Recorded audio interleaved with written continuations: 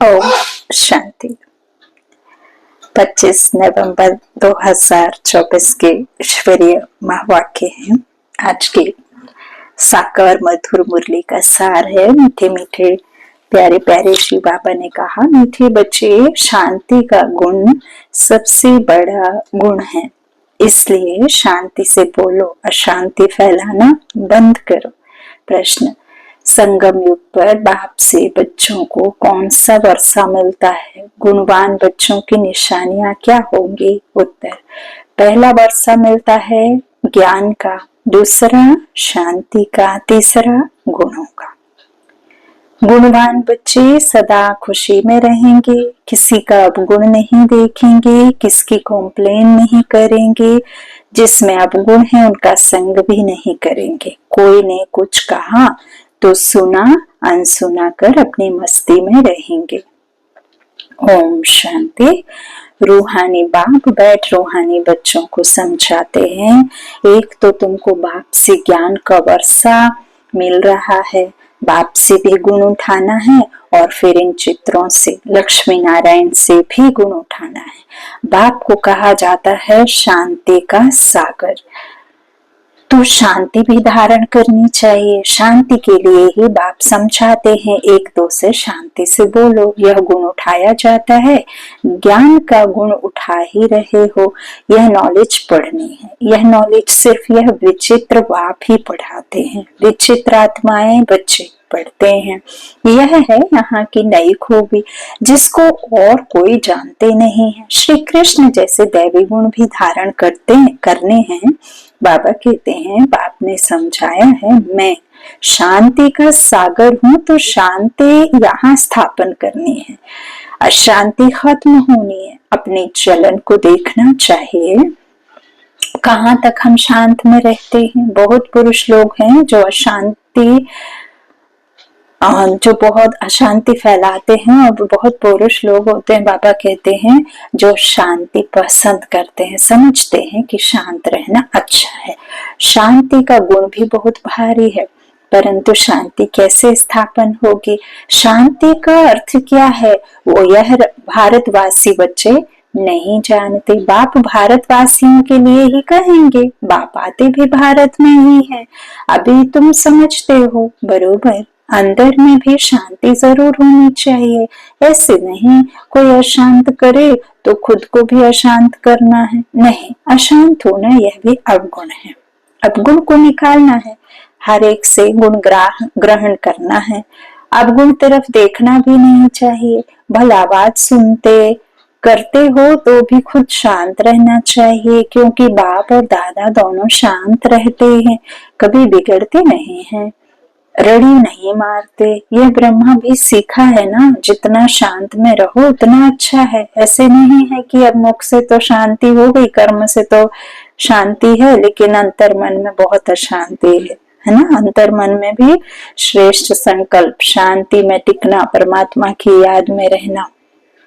तो बाबा कहते हैं, जितना शांत में रहो उतना अच्छा है, शांति से ही याद कर सकते हैं। अशांति वाले याद कर ना सके, हर एक से गुण ग्रहण करना ही है। दत्तात्रेय आदि के मिसाल भी यहाँ से लगते हैं। बाबा कहते हैं, देवता जैसे गुणवान तो कोई होते नहीं, एक ही विकार मूल है, उस पर तुम विजय पाते रहते हो। कर्मेंद्रियों पर विजय पानी है, अब गुणों को छोड़ देना है, देखना भी नहीं है, बोलना भी नहीं है।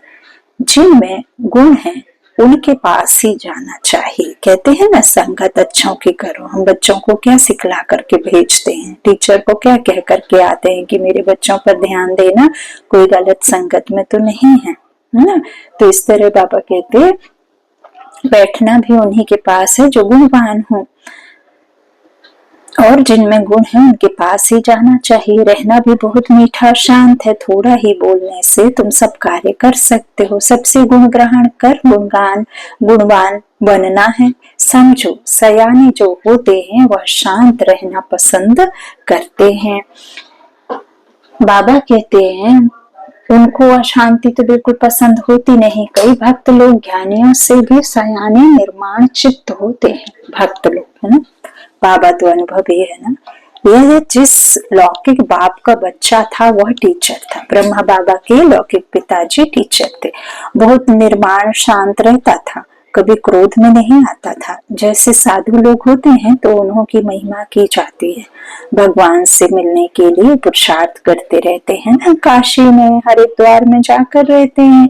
बच्चों को बहुत ही शांत और मीठा रहना चाहिए। यहाँ कोई अशांत रहते हैं तो शांति फैलाने के निमित्त नहीं बन सकते। बाबा कहते अशांति वाले से बात भी नहीं करनी चाहिए, दूर रहना चाहिए। फर्क है ना, वह बगुले और वह हंस। हंस सारा दिन मोती चुगते रहते हैं, उठते बैठते चलते अपने ज्ञान को सिमरण करते रहो। सारा दिन बुद्धि में यही रहे, किसको कैसे समझाएं, बाप का परिचय कैसे देवें। बाबा ने समझाया है, जो भी बच्चे आते हैं उनसे फॉर्म भराया जाता है सेंटर्स पर। जब कोई कोर्स लेने चाहते हैं तो उनसे फॉर्म भराना है, कोर्स नहीं लेना है तो फॉर्म भराने की दरकार नहीं है ना। कई कह देते आधा घंटा आएंगे फिर गायब हो जाते। तो बाबा कहते फॉर्म भराया ही इसलिए जाता है कि मालूम पड़े इनमें क्या क्या है, क्या समझाना है। उसमें जो भी लिखा रहता है तो उससे पता पड़ता है ना, क्योंकि दुनिया में तो इन बातों को कोई समझते नहीं है, तो उनका सारा मालूम पड़ता है फॉर्म से। बाप से कोई मिलते हैं तो भी फॉर्म भराना होता है। जो भी मधुबन जाते हैं ना सेंटर के थ्रू, माताएं बहनें जाती हैं जो भी हैं, बाकी बाबा के बच्चे अलग अलग ड्रामा में। तो बाबा के बच्चे मधुबन जब जाते हैं तो ब्रह्मा कुमारी के वो दीदियां फॉर्म साइन करवाती हैं, फॉर्म फिल करवाती हैं। उसमें कुछ एक बाबा के जो चलना चाहिए श्रीमत पर, वो श्रीमत लिखी रहती है। तो बहुत सारे उसमें प्रश्न होते हैं, उसमें आपको टिक मार्क करना होता है। और टिक मार्क कब करेंगे, जब आप वैसे होंगे। यदि नहीं होंगे तो उसमें रॉन्ग हो जाएगा ना। तो फिर कुछ एक उसमें नियम होते हैं, नियमों के अंदर ही आपको ले जा सकते हैं। ऐसे बाबा फॉर्म भरवाते हैं। बाबा कहते हैं समझते नहीं है माँ की, तो उनका सारा मालूम पड़ता है फॉर्म से। बाप से कोई मिलते हैं तो भी फॉर्म भरना होता है। तो मालूम पड़े क्यों मिलते हैं, कोई भी आते हैं तो उनको हद और बेहद के बाप का परिचय देना है, क्योंकि तुमको बेहद के बाप ने आकर अपना परिचय दिया है, तो तुम फिर औरों को परिचय देते हो। उनका नाम है शिव बाबा। शिव परमात्माए नमः कहते हैं ना, वह कृष्ण को देवताए नमः कहेंगे, शिव को कहेंगे शिव परमात्माए नमः। बाप कहते हैं मुझे याद करो तो तुम्हारे पाप कट जाएं। मुक्ति, जीवन मुक्ति का वर्षा पाने के लिए पवित्र आत्मा जरूर बनना पड़े। वह है ही पवित्र दुनिया, जिसको सत्व प्रधान दुनिया कहा जाता है। वहां जाना है तो बाप कहते हैं मुझे याद करो। यह तो बहुत सहज है, कोई से भी फॉर्म भराकर फिर तुम कोर्स देते हो। एक दिन भराओ फिर समझाओ, फिर फॉर्म भराओ तो मालूम पड़ेगा हमने उनको समझाया, वह याद रहा व नहीं। तुम देखेंगे 2 दिन के फॉर्म में फर्क जरूर होगा। जब तुमको मालूम पड़ जाएगा क्या समझा है, हमारे समझाने पर कुछ विचार किया है व नहीं। यह फॉर्म सबके पास होना चाहिए। बाबा मुरली में डायरेक्शन देते हैं तो बड़े बड़े सेंटर्स को तो झट एक्ट में लाना चाहिए, फॉर्म रखना है, नहीं तो मालूम कैसे पड़े। बाबा कहते हैं खुद भी फील करेंगे कल क्या लिखा था, आज क्या लिखता हूँ। फॉर्म तो बहुत जरूरी है, अलग अलग छपवाएं तो भी हर्जा नहीं, या तो एक जगह छपाकर सब तरफ भेज देवें, जैसा सहूलियत हो। यह है दूसरों का कल्याण करना। तुम बच्चे यहाँ आए हो देवी देवता बनने। देवता अक्षर बहुत ऊंच है। दैवी गुण धारण करने वाले को देवता कहा जाता है, जिसमें दाता भाव हो, जिसमें सिर्फ देने की लालसा हो, जिसमें गुण हो, जिसमें चरित्र हो, जिसमें आत्मा शुद्ध हो, जिनकी आत्मा बहुत बहुत बहुत गोरी हो, मतलब एकदम शुद्ध, है ना। कंचन सोने के जैसे 24 कैरेट की हो जाती है आत्मा, तब दैवी गुण बनती है। तो बाबा देवी देवता बनती है। बाबा कहते हैं दैवी गुण धारण करने वाले को देवता कहा जाता है। अभी तुम दैवी गुण धारण कर रहे हो, तो जहाँ प्रदर्शनी व म्यूजियम होते हैं वहां यह फॉर्म बहुत होने चाहिए, तो मालूम पड़े कैसी अवस्था है, समझ कर फिर समझाना पड़े। बच्चों को तो सदैव गुण ही वर्णन करने हैं, अब गुण कभी नहीं। तुम गुणवान बनने आए हो, बनते हो ना। जिनमें बहुत गुण होंगे वह दूसरों में भी गुण फूंक सकेंगे। अब गुण वाले कभी गुण फूंक ना सके। बच्चे जानते हैं समय कोई बहुत नहीं रहा है, पुरुषार्थ बहुत करना है। बाप ने समझाया है, तुम रोज मुसाफरी करते हो, यात्रा करते रहते हो। यह जो गायन है अतीन्द्रिय सुख गोप गोपियों से पूछो, यह पिछाड़ी की बात है।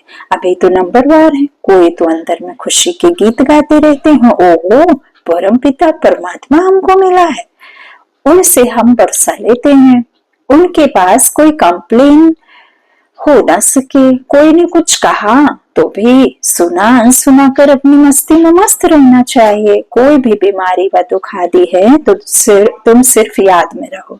यह हिसाब किताब अभी ही चुप करना है, फिर तो तुम 21 जन्म फूल बनते हो, वहां दुख की बात ही नहीं होगी। गाया जाता है खुशी जैसी खुराक नहीं, फिर सुस्ती आदि सब उड़ जाती है। इसमें तो यह है सच्ची खुशी, वह है झूठी।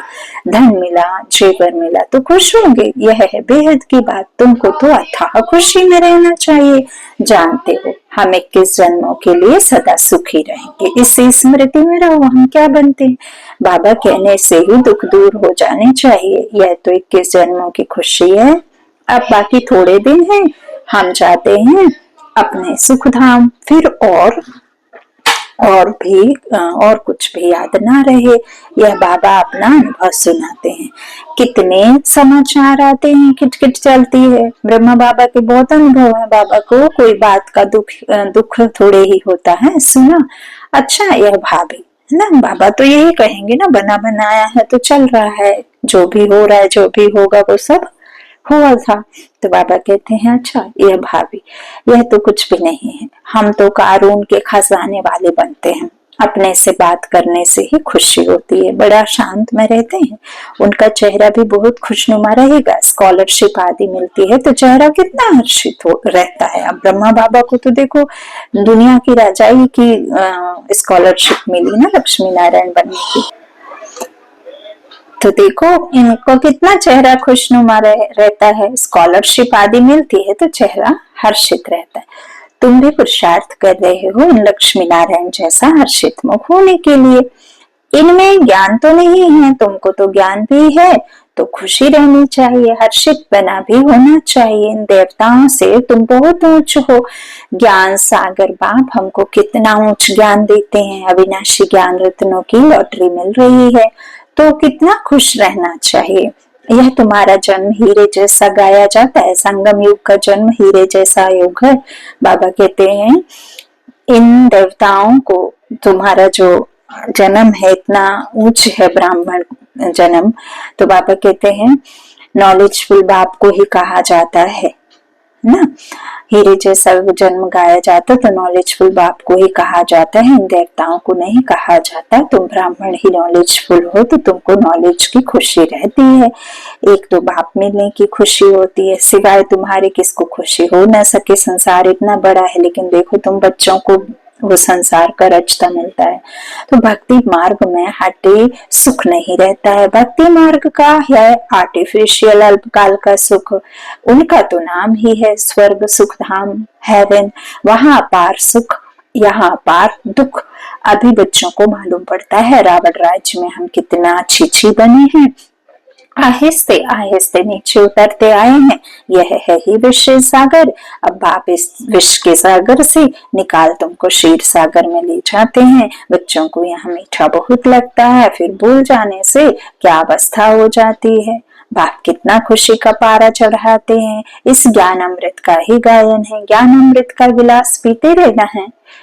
रोज अपनी आत्मा को सुबह अमृत वेले अमृत ज्ञान अमृत से साफ करना है, तभी तो होगी। है ना। जैसे हम अपने कपड़े धोते हैं, घर धोते हैं, गाड़ियां धोते हैं, है ना। तो इस तरह से अपने मन को, बुद्धि को भी तो इस ज्ञान अमृत को पिलाना है ना। बाबा कहते इससे धोना है, ज्ञान का सोप लगाओ। तो पापा कहते ज्ञान अमृत का ग्लास पीते रहना है। यहाँ तुमको बहुत अच्छा नशा चढ़ता है, फिर बाहर जाने से वह नशा कम हो जाता है। बाबा खुद फील करते हैं, यहाँ बच्चों को अच्छी फीलिंग आती है। हम अपने घर जाते हैं, हम बाबा की श्रीमत पर राजधानी स्थापन कर रहे हैं। हम बड़े वॉरियर्स हैं।